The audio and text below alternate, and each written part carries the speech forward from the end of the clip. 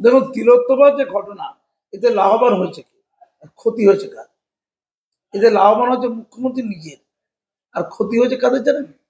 আমাদের বাড়ির গৃহবধূ, ওই বৃদ্ধ বৃদ্ধা, আবেগপ্রবণ বাঙালি, ওই রিক্সাওয়ালা, ভ্যানওয়ালা, ট্রলিওয়ালা, যারা টাকা দিয়েছে, আর যারা বিদেশে রয়েছে, বিদেশে তার ইউরোতে আর ডলারে টাকা দিয়েছে। 30 কোটি টাকা তো এমনি হয় না। আমি তো 30 কোটি টাকা অনুমান করেছি, অনুমান সংগৃহীত হয়েছে 30 কোটি টাকা। এদের ক্ষতি হবে। ঠিক আছে, তিলোত্তম মাম্মা কি হচ্ছে জানি না, তিলোত্তম মাম্মা পরে নাইয়াদের সাথে মারপিট করবে আমি জানি, ওই টাকা ভাগাভাগি নিয়ে। হ্যাঁ, আমার মেয়ের নামে টাকা তুলেছে, ওই টাকাটা দেবে না। 17 লক্ষ টাকা ওই জন্য নিয়ে, 17 লক্ষ টাকা কেন নেবে? তার 17 কোটি টাকা নিতে হবে, সেটা কার কাছে যাচ্ছে? এদের কাছে যাচ্ছে।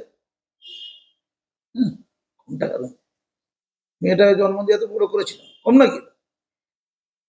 আমার ওদের প্রতি শ্রদ্ধা নেই। কেন নেই? ওরা পাল্টি খায়, ওদের কথাবার্তা কোনো ব্যালেন্স নেই। কি মেরুদণ্ড! কিন্তু যখন বলে শ্মশানে পুড়িয়ে দেবো এক্ষুনি, পোস্টমর্টম হওয়ার আগে সব পুড়িয়ে দেবো, ভুলভাল রাত্রি পুড়িয়ে দেবো, এক্ষুনি পুড়িয়ে দেবো, তখন ভয় পেয়ে গেল, থর খামতারম করে দেবো, পুড়িয়ে দাও, পুড়িয়ে দাও, পুড়িয়ে দাও। এই হলো মা, মা বাবা। ও তাদের প্রতি শ্রদ্ধা নেই। সিম্প্যাথি বলছেন ওটা আছে, শ্রদ্ধা নেই। একটা প্রতিবাদ করতে পেরেছে? দেয়াল ভাঙছে, যে জুনিয়র ডাক্তাররা রয়েছে তাদের প্রতি শ্রদ্ধা নেই, তাদের বিরুদ্ধে কোনো কি বলবে না। যে জুনিয়র ডাক্তার যুক্ত, যাদের মাইনে 12 লাখ, কি ভালো কাজ করেছে, দেয়ালটা ভেঙে দিয়েছে, চত্বরপাট করে দিয়েছে, বিরাট ভালো কাজ। পোস্টমর্টেম, সেখানেও জুনিয়র ডাক্তারদের স্বাক্ষর আছে। 4 জন একসাথে খাচ্ছিল, কার সাথে? তিলোত্তমার সাথে রাত্রে ডিনার করছে 4 জন ডাক্তার। তারা কেউ বলছে কার্পেটটা লাল, কেউ বলছে কার্পেটটা সবুজ, আর কথা ঠিক নেই, ব্যালেন্স নেই। আর প্রেমিক, বাবা কি প্রেমিক, কেটে পড়েছে প্রেম করে, তাকে পুলিশ ডাটা নিবে না। আর তাদের প্রতি কোনো ক্ষোভ নেই, কারো প্রতি কোনো, শুধু ক্ষোভ ছিল অভিজিৎ গাঙ্গুলি, জাস্টিস অভিজিৎ গাঙ্গুলি। আর ঋতুপর্ণা বুড়ি হয়ে গেছে, ভালো লাগছে না। বুড়ি টুড়ি চলে না, একটু ইয়াং টেঙ্গরে চলে। সত্যি কিন্তু ভালো বেশ, চোখটা ভালো বেশ। বলছে দূর হটো, ভাই লকেট নাকি গেছে, বের করে দিয়েছে বিজেপির লোক।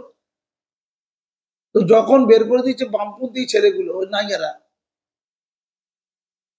তখন তো প্রতিবাদ করবে, ব্যক্তিত্ব সম্পন্ন বাম্মা, যে না, আমরা যেমন অরাজনৈতিক ব্যক্তিত্বকে গুরুত্ব দেবো, আমরা রাজনৈতিক ব্যক্তিত্ব কেউ যদি পাশে থাকে থাকুক না। তখন বের করে দিতে একটা প্রতিবাদ নেই, ভালো করে বুঝতে হবে, এটা একটি প্রতিবাদ। আর তারপরে শুভেন্দু অধিকারীকে চলে গেল, যখন দেখছি দিনকাল খারাপ, আর এই বাম ছাত্রগুলো বাজাতে পারবে না, চল শুভেন্দুকে যায়। আর নওশাদ সিদ্দিকী, কি সুন্দর দাড়ি টুপি আছে, ভাস্কর নয়, নওশাদ সিদ্দিকী যায়। এবার সারাক্ষণ শুভেন্দু, শুভেন্দু, শুভেন্দু। অমিত শাহ দেখা করতে চাই, তুমি আমার ভাই। অমিত শাহ পাত্তা দেয়, ইস্যুই নয় এটা। তাহলে অভিজিৎ গাঙ্গুলি চলবে না, শুভেন্দু অধিকারী চলবে? তাহলে কোনটা ঠিক, কোনটা ভুল? এটা ঠিক করবেন। তাহলে অভিজিৎ গাঙ্গুলির মতো একটা জাস্টিসকে দুচ্ছাই করে তাড়িয়ে দিল, তখন নীরব ছিল কেন? নীরব থাকা তো সমিতির লক্ষ্য, পয়েন্টে যান। সমস্ত ঘটনাতে লাভ পেয়েছে একমাত্র মমতা ব্যানার্জি। তাই মমতা ব্যানার্জির দরকার ছিল না এই টাকাটা বাড়িয়ে তাদের হাত করা, ভালো করে বুঝতে হবে, খুব ঠান্ডা মাথায় বুঝতে হবে, জরুরি না এটা। কারণ যে পরিমাণ লক্ষাধিক রোগী ক্ষতিগ্রস্ত হয়েছে, সেই লক্ষাধিক রোগীর সিম্প্যাথি পেয়েছে মমতা ব্যানার্জি নিজে। লক্ষাধিক রোগী, কজন রাস্তায় রয়েছে, আর রোগী কত? একটা রোগীর গোটা পরিবার থাকে, কত জন মানে ক্ষতিগ্রস্ত, বেশ কিছু লোক মারা গেছে বিনা চিকিৎসায়।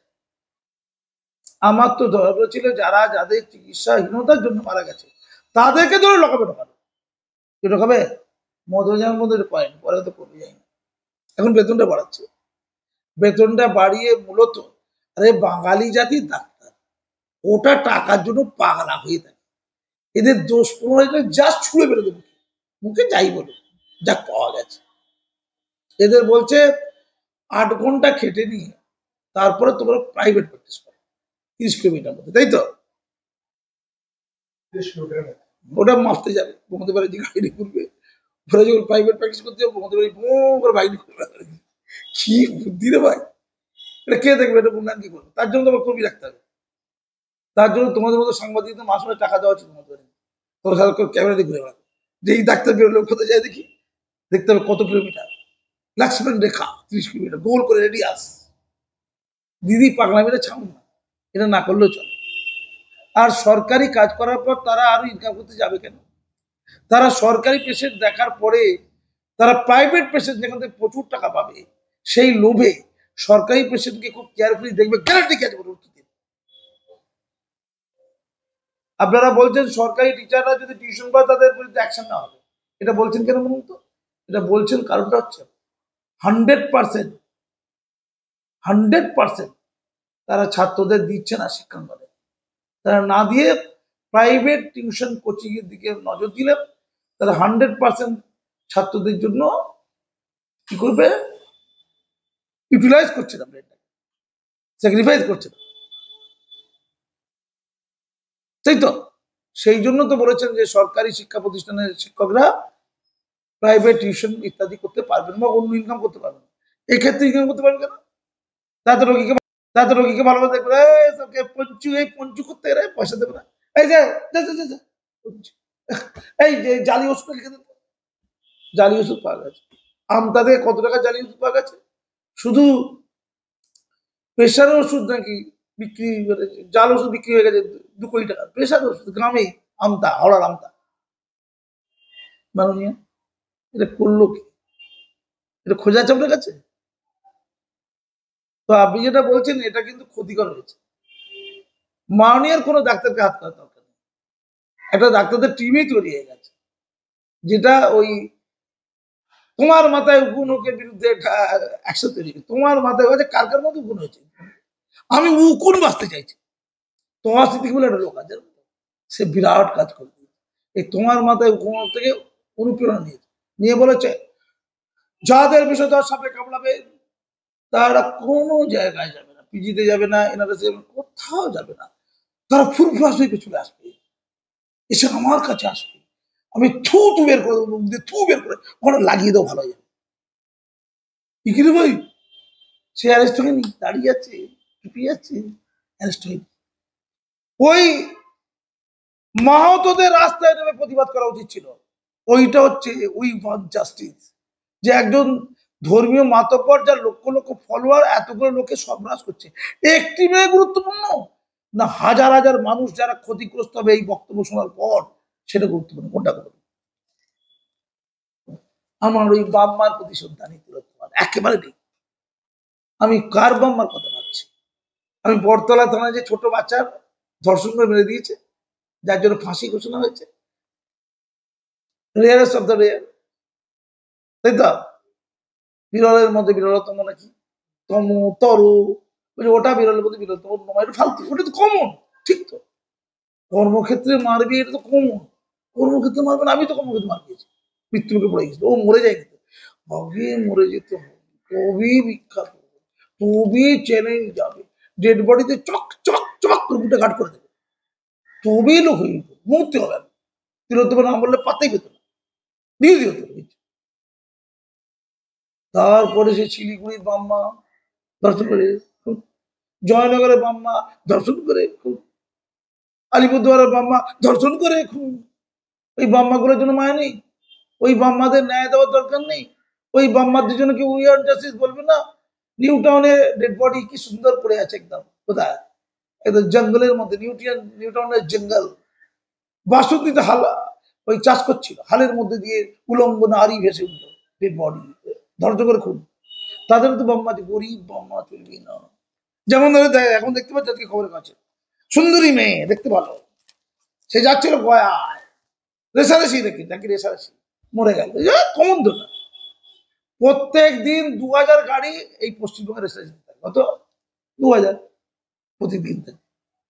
আমি বাসে উঠলে, আমি তো বাসে যাই, গরিব লোক, এই গতকালকে আমাকে নাম্বার আছে, সেনাদি বাবু নাম্বার নেবেন, রেসারেসি করছে, ভয়ঙ্কর রেসারেসি করছে, বাইপাস দিয়ে বাস রেসারেসি করছে।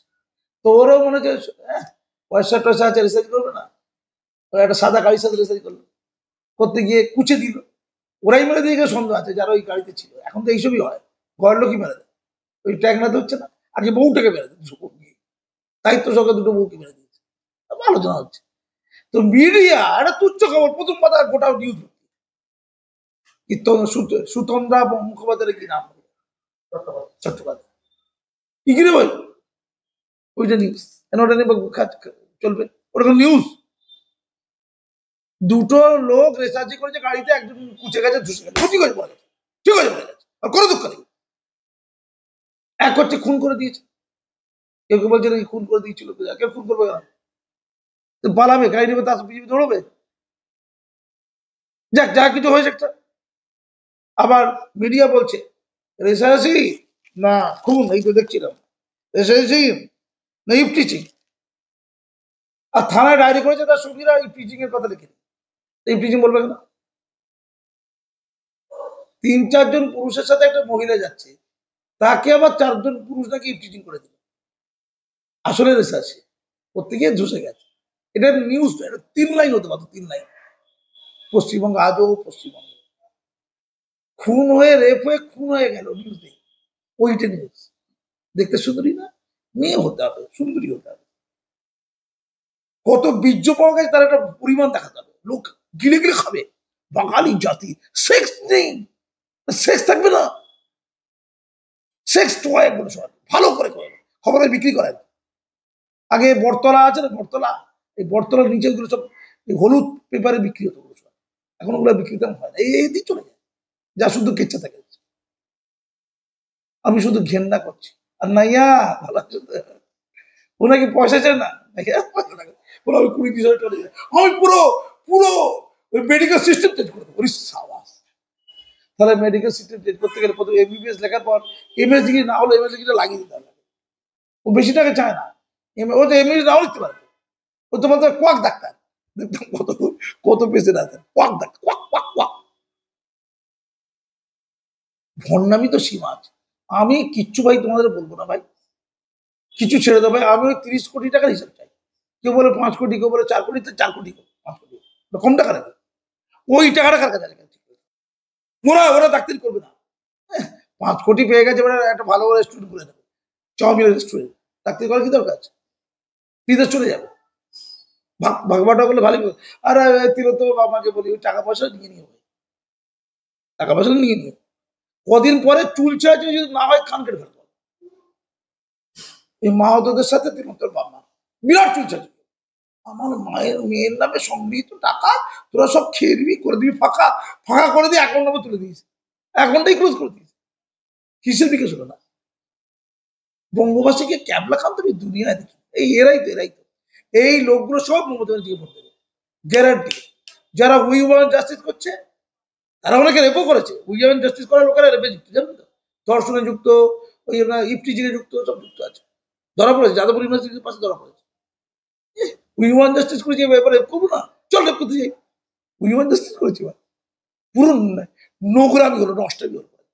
পশ্চিমবঙ্গের ইতিহাসে সবচেয়ে ফ্লপ আন্দোলনের নাম তিলোত্তম আন্দোলন, আমি বলেছি অনেক আগে, শুধু রোগীদের সরবরাহ করানো।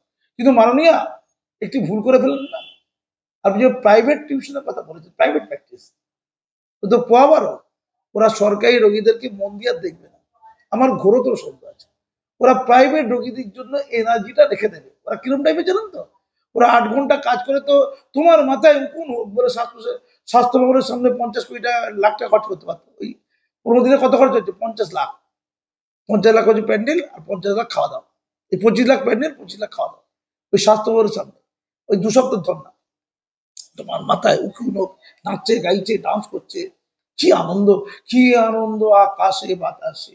আর একটা তিলোত্তমা যদি টেস্টে যায় খুব ভালো হয়, আরো 2-4টা তিলোত্তমা ডেড বডি চাই, একটা তো হচ্ছে না। কিন্তু সুন্দরী হতে হবে, বিখ্যাত হতে হবে, সাঁওতাল ফাঁওতাল হলে হবে না, দলিত হলে হবে না, গরিব আদিবাসী ঘরের মেয়ে হলে হবে না, একটু সচ্ছল করে হতে হবে, আর বড় জায়গা হতে প্রেসিডেন্সি করে যেতে হবে, প্রেসিডেন্সি ইউনিভার্সিটি হবে, যাদবপুর ইউনিভার্সিটি হবে, তবে হবে। ছোটখাটো জায়গার মেয়েদের ব্যাপার, এ ফর্সা, এই ইভেন্ট ম্যানেজমেন্টের মালিক মেয়েটা কিন্তু এই সুতন্দ্রা চট্টোপাধ্যায়টাকে, তাকে নিয়ে আর ঋতুশ্রী করি বাবা, তাকে নিয়ে কেচ্ছেটা ভালো, মন দিয়ে লোক দেখবে, রগ রগে কাহিনী হবে, প্রেম কাহিনী চলে আসবে। একটু তিলোত্তমার বয়ফ্রেন্ডটাকে ধরা হবে না, আমার তো ঘোরতর সন্দেহ অন্য কোথায় আছে, বলবো না আপনার, ওরা লুকিয়ে রাখছে। তিলোত্তমার কোনো প্রতিবাদ করার জন্য তিলোত্তমা বেড়েছে বলে আমি মনে করছি না, অন্য কাহিনী আছে বলে মনে হচ্ছে আমার। আমি বলছি আপনাকে। কি কাহিনী? হ্যাঁ বলবো না, এখন ও বলা যাবে না, পরে বলবো। তাকে তুলে রাখছি। শুধু একটা কথা বলবো, যে ডাক্তাররা 8 ঘন্টা ডিউটিটা করে বাকি সময় উইমান জাস্টিস করতে পারতো, তারা সারাদিন ধরে আড্ডা মারলো। সেই ডাক্তারকে 8 ঘন্টা কাজ করার পরে বেতন বাড়িয়ে দিয়ে প্রাইভেট প্র্যাকটিস করার যদি সুযোগ দিয়ে দেওয়া হয়, আমার মনে হয় রাজ্যের সমূহ ক্ষতি হবে। সমূহ ক্ষতি, পেশেন্টের সমূহ ক্ষতি হবে। এরা কাজ করবে না, এরা এনার্জি রেখে দেবে 8 ঘন্টা পরে সময়ের জন্য। 8 ঘন্টা এদের আড্ডা, উই ওয়ান জাস্টিসটা করবে প্রয়োজন হলে, তোমার মাথায় উপনোগ করবে, কাজ করবে না।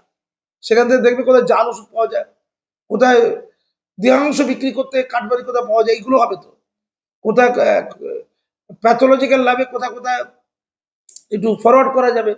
এটা করে সন্ধ্যের পর থেকে বলে আমার কোন চেম্বারে বসে কত টাকা ছাড়বো। ও ডাক্তার কসাই যা, ডাক্তারও তা। কসাইখানা কোথায় আছে? রাস্তায় না, ওই ওই গেছে আমি গাইনি, ওই দিদির খুব প্রিয় লোক। এই নামটার নাম কি? ওই যে চা বেচে, ওই নামের, ওই যে গায়কটার নাম কি? আহ, সুমন, তারপর কি দেখ, সুমনের পর একজন বিখ্যাত একটা আসতে রোগা হয়ে গেছে নচিকেত। নচিতা, আমার নচিতা, কচিতা নয়, সেই কচি নচিতা বলেছে। ও ডাক্তার চেম্বারে নাকি সব কসাইখানা করবে আর কি, চেম্বারে কাটবে। দিদি ওই নচি বলেছে, আমি বলিনি। ওরা হসপিটালে পেশেন্ট গুলো সর্বনাশ করে, কমপ্লিট করে সর্বনাশ করে, 8 ঘন্টা তো সর্বনাশ করে পেশেন্ট করে, দায়িত্ব সহকারে কসাইখানা খুলবে ওই 30 কিলোমিটার মধ্যে চেম্বার করে, দোকানে দোকানে গিয়ে এই কসাইখানাটা একটু দেখে আসবেন। আর এই লক্ষ্মণ রেখা 30 কিলোমিটারের মধ্যে। এর জন্য তোমাদের মধ্যে এই যে কি আছে, আজ বাংলা সাংবাদিকদের হায়ার করতে হবে, ভাড়া দিতে হবে, যে তোমরা খালি ঘুরবে যে ব্যাসার্ধটা 30 কিলোমিটারের মধ্যে আছে কিনা। বাক লাভি স্বাস্থ্য ব্যবস্থা আরো ধ্বংস সাধিত হলো, পরিষ্কার কথা। আমি নাইয়াদের দিকে নজর রাখছি, আমি ওদের ছাড়বো না।